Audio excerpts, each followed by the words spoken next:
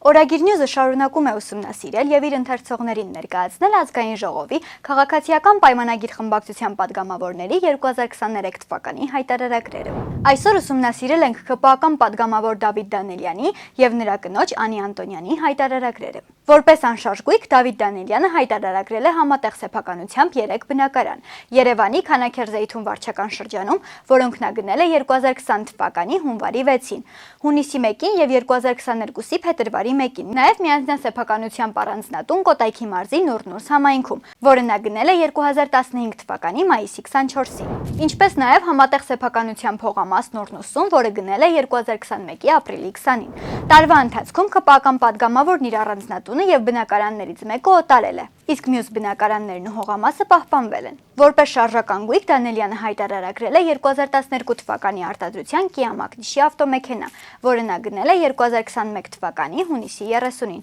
Տարեվերջին այս մեքենան պահպանվել է։ Падգամավորի բանկային հաշիվներն ամբողջ տարի դատարկ են եղել։ Նա ունեցել է 2.5 միլիոն դրամ կանխիկ գումար, որը տարեվերջին շեշտակի աճել է, կազմելով 57 միլիոն դրամ։ Դանելյանի տարեկան եկամուտը կազմել է 9 միլիոն 679 հազար 660 դրամ, որը ԱԺ-ից ստացած աշխատավարձն է։ Падգամավորի կինը Անի Անտոնյանը հայտարարագիր չի ներկայացրել։ Նրա վերջին հայտարարագիրը թվագրվում է 2022 թվականով։